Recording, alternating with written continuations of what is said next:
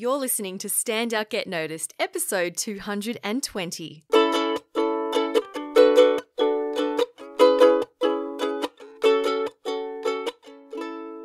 Hi there, Rockstar, and welcome to Stand Out Get Noticed. I'm Christina Canters, your host, here with you for another episode to help you achieve more confidence, influence, and impact in the workplace through powerful communication. Now, if you want to deepen your learning after listening to this podcast, I invite you to join my free Small Talk Made Simple class.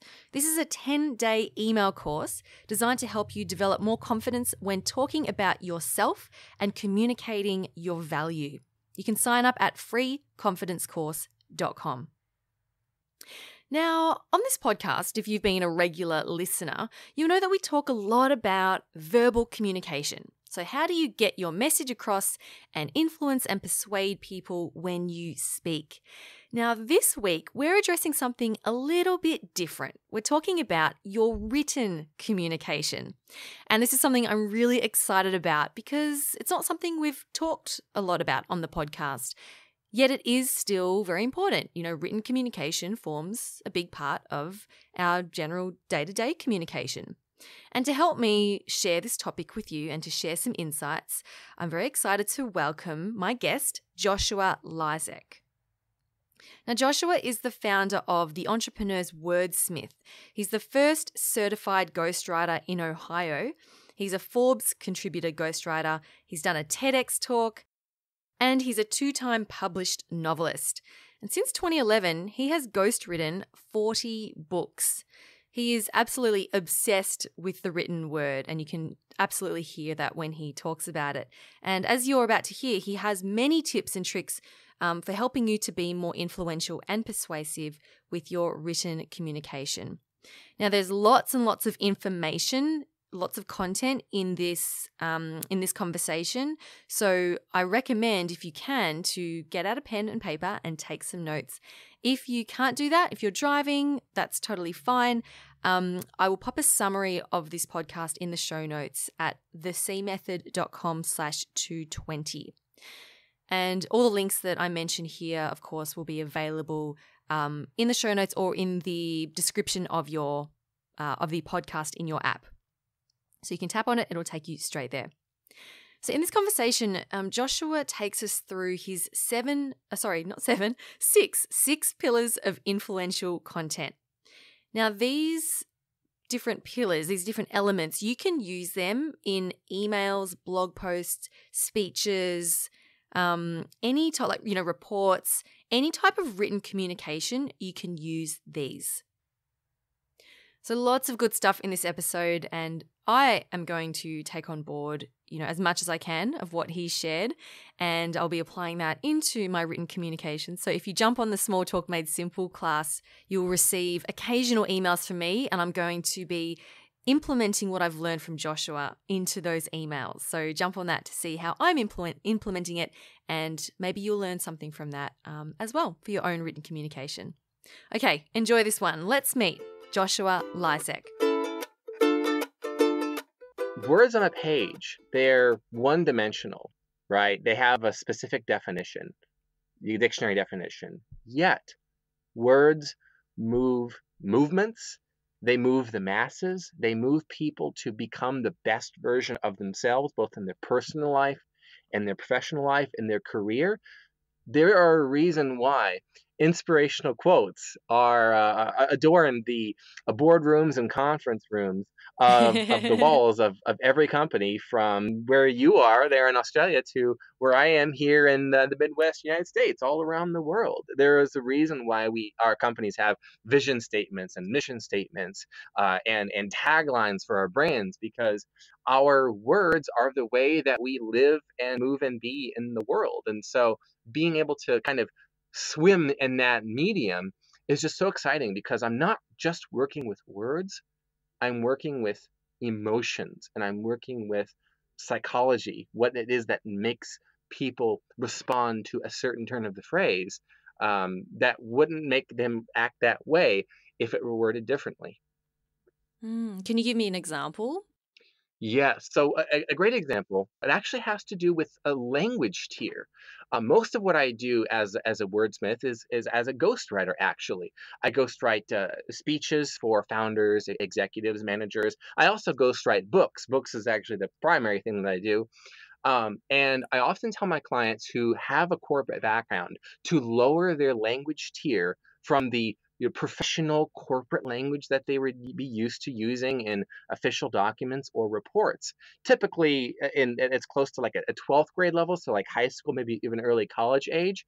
You want to lower that down to fourth or fifth grade level. Simple sentences, subject, verb, maybe throw in a preposition here and there. And so I find where, yes, you're writing at a professional level, everything makes sense, but it's difficult to process. A lot of brain power goes into understanding it. Whereas if you just to word it very simply, and again, that fourth, that fifth grade level, it's much easier to absorb a lot of information. So that's particularly useful when you are giving a presentation, you're delivering a report, or you are writing a 350-page book. So you're saying that even when you're writing a report in the workplace, if it's, something very important and needs to be detailed, to write that at a fifth grade level? Yes, yes. Simple is more persuasive because what you're doing is instead of engaging the intellect, you're going straight to the emotions with the simple words, and you're able to paint a visual image rather than describe abstract concepts and theories. Mm. And it's really interesting when people write speeches or presentations, they tend to write in that very intellectual, corporate-y language. And then when they go to speak it, it just sounds so unnatural and weird because they've written it in the way that they wouldn't normally speak. That's right. That's right. I do see that a lot. And if it was even to borrow a lesson from politics, you'll find that the people who win elections are those who speak at a lower grade level. Just as a perfect example of this here in the United States, in our most recent presidential election, the candidate who lost spoke at an 11th grade level. The candidate who won spoke at a fourth grade level. So why is it that we feel we have to speak at a higher level with more complicated words? Otherwise, people will think I don't know what I'm talking about. I have to use the big words, Mm. the big definitions. I remember when I was in elementary school, must have been 8 or 9 years old. The instructor said, "The bigger words that you use, the more people will think you must know what you're talking about." And I learned that at an early age, and so as I was, kind of becoming a wordsmith, I tended to use bigger words. But I found that yes, people were like, they must know what he must know what he's talking about.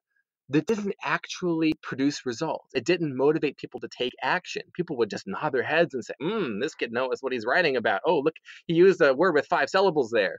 But there wasn't an effective call to action. There wasn't inspiration being delivered. Mm. And they're going, he must know what he's talking about, but I certainly don't know what he's talking about.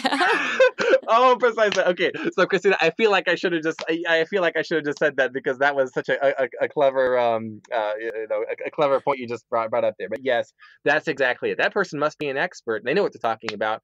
I have no idea. So yeah, I'm impressed by their cover letter. I'm impressed by their presentation, but I'm not hiring and I'm not buying because I don't have a clue what they're talking about and how it's going to affect me. Yeah. And I think it's so important for people to think about, like, when you're writing something or you're preparing a speech or email, whatever it is, think about, like, is your goal to impress people and to demonstrate how smart you are? I think taking it back to that end goal and going, actually, my ideal outcome here is for them to, like you said, Joshua, for them to take action, for them to be inspired, for them to do something. It's rarely, because my goal is to look as smart as possible.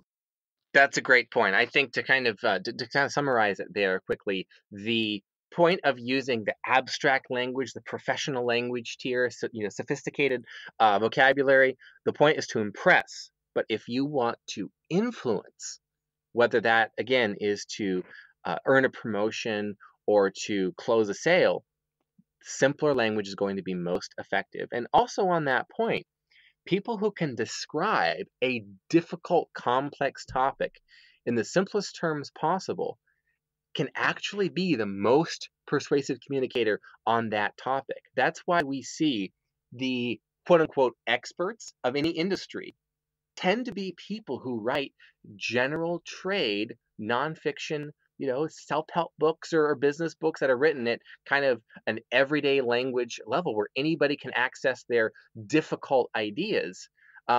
Because people have all these authors, these experts have simplified it into the most important points, the key takeaways, and communicated those in the simplest language possible that even a Luddite could understand, at that very simple Yeah, level. absolutely. So, Joshua, tell me more about the success story fallacy. Because we were talking about this before we started recording, and it sounded really fascinating to me. So, tell me, who does it relate to and what's it all about? Yes, the success story fallacy. I love this topic because I believe if I'm not if I'm not out of line here, the people who listen to your podcast, Christina, these folks are people who are interested in public speaking. Either they've been asked to by their employer, or that's something that they want to step up to do. There's some sort of thought leadership expectation for them. Maybe you're writing for the company blog. Maybe you are actually going to represent your company at a trade show. You've been asked to join a panel. And if you have been called out by, let's say, a manager and say, hey, I feel like you've got what it takes to speak on behalf of the company or of the industry, or even just share your story, what's going to be most natural is to talk about your journey, either at the company, rising up, climbing up the ladder, your experience in the industry. And yes, lived experience is very important to share. But what I found, and this is especially with people who are delivering a speech, presentation, or writing a book, is in one way or another, they're showing a success story. Maybe that success story was success on the job. They performed far and above what was expected of them. Maybe their success story is achieving a very difficult goal. Maybe their success story that they have kind of a rags to riches story where they started in a place where you wouldn't expect them to rise up to the very top of a company. Whatever that success story is, it's the most natural thing to share. And it is inspiring to hear someone share get that 10 million views TED Talk and, hear someone's story. But the problem with sharing a success story is that success stories don't scale, which means people who are showing up to either hear you share your story or they're reading your story. Yes, they're looking to be inspired, to be motivated to do something, but they're also looking to learn something, to say, what about this person's story can I apply to my life? And the problem is that I found that most success stories don't scale, which is to say, a lot of what worked for you in your situation only works for you in your situation. And a great example of this, I was reading this book by a successful entrepreneur, and he was sharing how he got his first investor for his first venture, and his quote unquote success story, which again people are looking to for some advice. How can I apply this to my life? It just so happened he met his first investor having a beer at an airport restaurant. That is not advice. It doesn't scale. I mean, if I were to take that literal and say, okay, if I want to get an investor, I have to go to the airport. I have to go to the bar and order a beer and start talking to people. And then that's kind of an exaggeration of the point, but I think it illustrates the fact that for a success story, what worked for you to succeed worked for your unique situation, your background, the skills you already had. And I found that what we also do when we share a success story, we overestimate the importance of the specific steps we took, and we underestimate the involvement of luck or chance or even little things that aren't very sexy. So, for example, one of the secrets that I share with my own clients and people that I train up to become the next generation of ghostwriters is that I get up and work starts every day at 6 a.m. Now, that's not very sexy. A lot of people are like, well, I don't want to get up and work at 6 a.m. 6 days a week. That's no fun. Work 12 hours a day. I even shared that on Twitter recently, that was one of my best tips of advice for young professionals. And I was ratioed. The haters quite came out against me. So that's something that I thought, wow, I probably don't want to share that again because it's not very sexy advice and people don't like that. Getting up at 6 a.m., working 12 hours a day, 6 days a week. So that's one of the things that has been truly influential for me, but it's not very inspiring or motivational yet. So if I were to exclude it from a Mm. success story and say, here are the 4 things that you should do to become a successful writer, and leave that one out, I would be painting a false picture of what it takes to be True. successful. And yet if I do include that, nobody wants to hear it. So I'm kind of stuck where I want to help people, but at the same time, I want to give people what they want. So I'm stuck in this success story fallacy where my lived experience doesn't scale. Okay, sure. So what can we do about that? The solution to the success story fallacy is what a model that I've used, whether it's books or speeches or newsletters. It's a framework that I call the 6 pillars of influential content. So this goes back to, do we want to impress people or do we want to influence people to take some sort of an action? Whether that is come up and talk to us after we've been on the panel afterwards, or to take our cover letter seriously, invite us in, past the first round of interviews, come and speak again at the trade show, whatever that action is. This model I found works the best because you're able to take what is inspirational about sharing your lived experience, your success story, but you're also able to package it along with other things that kind of check the persuasion boxes that exist inside of our heads as human beings. So I'll go through each of the 6 pillars of influential content. And I've used this when I've Okay. written direct response sales pages that have sold out the product that I was launching. I've used this with 350-page books. So we could use this for any type of written communication, really, where we want to influence Yes, writing a people. blog for the company, writing a report, writing a presentation, writing an internal newsletter, writing a Sure. speech. Perfect. Okay, cool. So everyone listening, I want you to have a think about what you might have that you write frequently, or maybe something you've got coming up, and see how you can apply these to that piece of content. Okay, go ahead. Perfect. Let's jump right onto the first pillar. The first pillar of influential content is credibility. Now, when we think credibility, it's like, okay, well, what's on my resume? What are all of my compliments? What are my accomplishments? What is it that makes me someone who's suited for being listened to be taken seriously? But I think any resume writer or resume coach or career coach will tell you what you want to do to stand out. And we're gonna borrow this and apply it to the credibility pillar. Is you don't want to have the bare minimum that everyone else has. What are the unique accomplishments that you've been able to do in the past? What has been your unique set of skills, your stack of accomplishments that sets you apart from anyone else in your industry?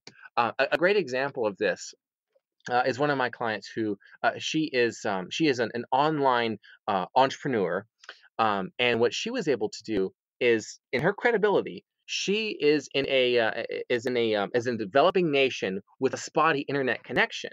Yet, given her circumstances, her difficult circumstances, she was able to bootstrap her way to a multi-million-dollar business in a short number of months, even given her constraints. So in her case, she's not saying you can become like me, do all the things that I've done. She's saying I've been through the hardest path. I've taken the hardest path you can take, and I've got all of these accomplishments. So, for your credibility, what is it that you have accomplished that, if you were to look at someone else's resume, that they couldn't say that they've accomplished that as well? So credibility, again, it's more than certifications, it's more than degrees, it's more than credentials. It's unique experiences that set you apart. And so if you're giving a speech and maybe someone else is introducing you, you want to make sure you have 2 or 3 unique indicators of credibility that someone else couldn't share if they were giving up and maybe had just same degree that you had, the same experience? What is something that you've uniquely accomplished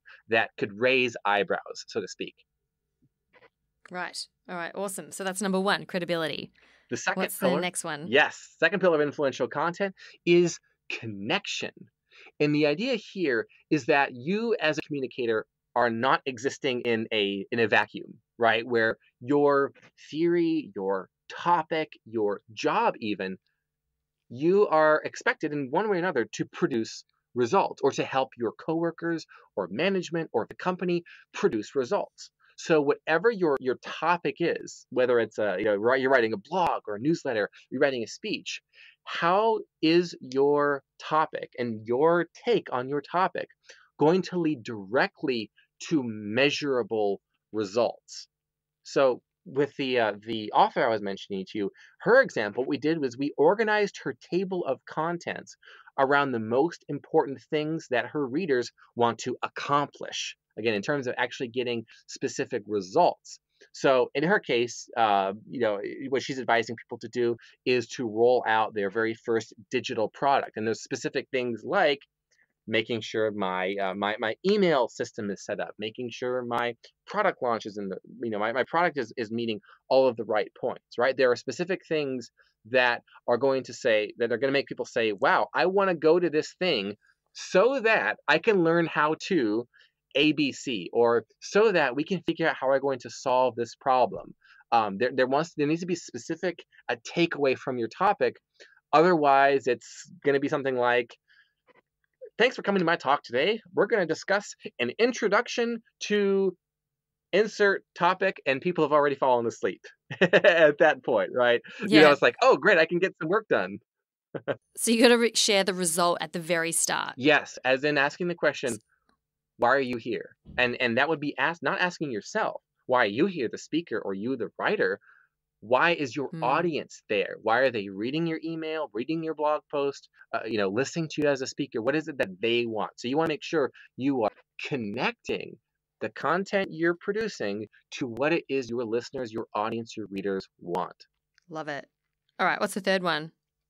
The third one is compelling. And this actually, I think we did actually briefly cover this already, is the most emotionally compelling message is the simplest, most understandable version of that message. So that's why I always advise my clients to speak, to write, to communicate at that fourth or that fifth grade level where it's very simple. And even if, let's say, you're taking notes, or maybe you're distracted at the coffee table, or you're having your tea or whatever, maybe you roll in 5 minutes late, you can still process what the speaker is saying. Or if you're reading an email and you're distracted and you're just glancing at it, you can take away some of the most important points, and you don't have to sit there and focus and copy and paste to find out what a word means. Go over to Merriam-Webster. What does this word mean here? I'm not sure what this theory is, but Joshua, sure. I have a question. So when someone if they've composed an email or a blog post, how do they know if the language is understandable? Is there ways we can check that? Oh yeah, there's a couple of great ways. I think anyone either who uses Microsoft Office or has an internet connection. So Microsoft Office has a built-in system called the Flesch-Kincaid grade. And that's what you would want to use and look at what is your Flesch-Kincaid score.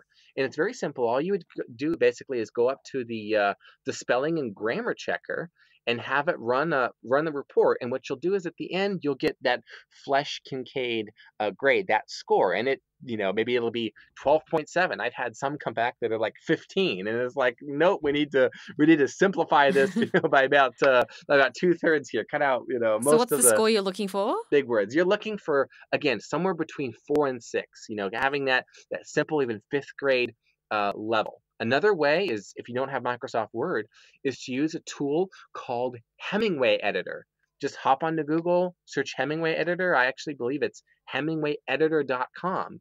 You copy and paste any text, and instantly the software will tell you what your score is, or your grade, rather. Is it 7? Is it 10? Is it 12? Wow. Is it 5? That's fantastic. I've never heard of that. That's great. I'm going to try it out. Yeah, real simple and easy checker to make sure you've got the compelling pillar undergirding your message.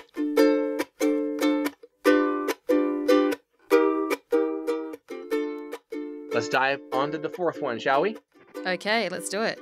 Yes, the fourth pillar of influential content is counter industry, and this one is a little fun for people who have maybe a disagreeable streak, or who are who have a bit of a bolder message than the average person who doesn't want to stand out. So this is one I always advise people use caution on.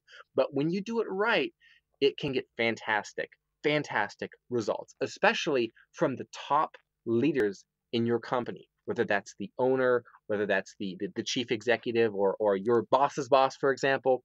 The counter industry pillar is insight you have into ways that, going back to the connection pillar, what is it that people want? What are the specific results, the benefits, the solution they're looking for? And what insight do you have into the most common ways people are trying to get those results, and they're doing it wrong? Wrong meaning they're trying an old broken model that doesn't work. They're trying something that just spins the wheels. Their idea, or their actually way of doing things, is actually counterproductive even. A good example of Mm. this, if I can again borrow my entrepreneur author, one of the things that she came out very strongly against in her book is actually kind of quote unquote common sense in the online business world for your digital business. And one of those pieces of advice, the quote unquote common sense, is you have to be prepared. You have to make sure your branding is perfect and professional, your website is pristine. You have to look and be official. And she comes in like a gentle wrecking ball, if that mixed metaphor can work there, with her counter industry pillar, and she says, no. As a digital business person, it's easy to get stuck in perfection mode and not actually do anything. So I say, launch ugly. That's actually one of the phrases. Just get it done, get it out there, and if people buy it, buy your offer, buy your product, hire you for your service, that means you've got something. Then you can spend time on making your website pretty and making sure all the colors, the color palette matches and all that. So for her, she got quite a following just from that one message, because 99 other Mm. experts were saying this other thing, and boom, she's saying something completely different, and she got noticed. And the people who tried to make the perfect website, the perfect branding, and it weren't really getting anywhere, they're like, oh, I think this woman is on to something. Yeah. So let's move on to number 5, Joshua. What's number 5? Yes, 5 is the call to action. I unfortunately see this one as being probably the most overlooked pillar of influential content in a message. And that is, what do you want people to do once they've heard your message, once they've read it, once they've seen it? What is it exactly that you want people to do?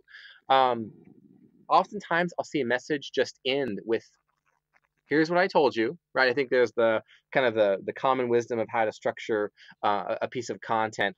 I'm going to tell you what I'm going to tell you, and then I'm going to tell you, and then I'm going to tell you what I told you, right? And that's how it ends. Is, okay, here's what we talked about today. Here are the 5 points of the article. See you next time. But what is the specific action that you want people to take? With a book, Mm. the clear call to action at the very end needs to be something around engaging with the author further. Maybe you have a free newsletter that expands on the content. Maybe you have a video on the website. If maybe you're writing a company blog post, is there a topic you brought up in the article that you really like people to dive into further? Maybe is there another article that you'd like people to read? In the cover, let's say you're writing a cover letter. What specific action would you like for the interviewer to take, rather than the hiring manager, the human resources person, rather than just say, here's my resume, check it out, that sort of a message. But what is the specific and direct thing that you would like people to do? Is close out your piece of content with that call to action. Oh, and even with emails, right? Like, it's so important to write an email. And something that I find really frustrating is when someone forwards me an email and just says thoughts, without like a clear explanation of what exactly would you like me to do. Don't just forward me an email. Tell me, this is my call to action for you. And I think a lot of people just write emails and just leave it with a really vague ending and they don't make it really specific. So that's something you can take on board for your day-to-day communication. Absolutely. And even a bonus tip might be, and let's take the email example, is don't wait until the end to ask people what it is that you want, what that call to action is going to be. One of the best ways to prime people, to persuade people even to take action is to mention at the very beginning and then again in the middle what you're going to ask them to do. So maybe in the example of the email, maybe when you're first saying, here's what it is that I'm emailing, here's the message I have to relay, you mention, I'm going to ask for your feedback on this. So here's the piece I want to get out, right? So that way they know, oh, it's like a signpost. Something is coming up that I need to pay attention to because I'm going to ask for my feedback. That way they don't just skim it, see the body of it and think, oh, I'll respond to this later. And then they miss that part where you ask the question. But get people ready. And this way, and that's why when I'm working on a book, one of the very first pages is actually what that next step is going to be. And we're say something like, when you finish this book, go to, check out this website for a free resource that helps you put in place and take action on what you've learned as soon as you're done with the book. So they know, okay, they're ready to take that next step before they've even gotten to the content. And that principle works with the great example of the day-to-day communication, the email as well. Yeah, for sure. Awesome. Okay, and we're on to the last one, number 6, the 6th pillar. Yes, the 6th pillar. This is circulation. And if I were to borrow a language, actually, or borrow the language of marketing and sales, think of this as word of mouth. What is it that, ideally, your reader, your audience, what do they tell other people about what they took away? What, from your perspective, would be just awesome if people shared with others? And I think we have a great example of this going back to the very beginning. The boardrooms, those inspirational, motivational quotes, those short, simple phrases that originally appeared in a blog post or in a company newsletter or on the tagline of a website or even in an email shared between coworkers, that was so exciting. It had circulation potential and has worked its way inside the company and even to outside the company and even outside the industry. And this is one that can look a little bit different for every piece of content. It's not going to be as relevant to, let's say, an email where you're just going back and forth, maybe editing a presentation, making sure it's ready for the big day. But there are going to be situations where maybe you have multiple people. There's an audience of people. Maybe you're writing a report, you're writing an article, and you want to make sure that people are sharing the right message about what it is that you want them to take away. So it can look a little bit different for every situation. Yeah, but I think it's about having that awareness of making sure that you're not just writing this piece of content and then it just sits there. Thinking about how does it get out, how is it being shared. Right. Awesome. Well, Joshua, this has been so great speaking with you. Thank you for sharing all your wonderful advice and tips. Can you share with us where people can find you and who are the people you help? Sure thing. I work with thought leaders inside of the corporate world. So this is everyone from the business professional who's aspiring to, say, management, or even the executive who wants to start sharing their thoughts with the company, setting a company vision that everyone can get on board with, but maybe they don't have the time to write those blog posts or even write that industry standard setting book. The best place to find me to talk more about whether it's a speech you've got coming up or you've got a book or an article that you want to write even would be my website, entrepreneurswordsmith.com. You can also find me on LinkedIn, Joshua Lysek. Awesome. Well, thanks again, Joshua. Thank you. I was glad to be here today, Christina. A big thanks to Joshua Lysek for being such a generous and passionate guest on the show this week. You can learn more about what he does at entrepreneurwordsmith.com or visit the show notes at thecmethod.com/220. That's the numbers 220. Now, before I leave you, remember to join the Small Talk Made Simple class at freeconfidencecourse.com if you are keen to develop more confidence and skill at explaining what you do, talking about yourself, sharing your value in order to get more recognition in the workplace, because it's super important. It's a skill that we all need, yet many of us struggle with it. So that's what the program is designed for. It's completely free. Go to freeconfidencecourse.com. And that brings us to the end of this week's podcast. Thank you so much for spending some time with me today. I'm Christina Canters, and this has been Stand Out, Get Noticed.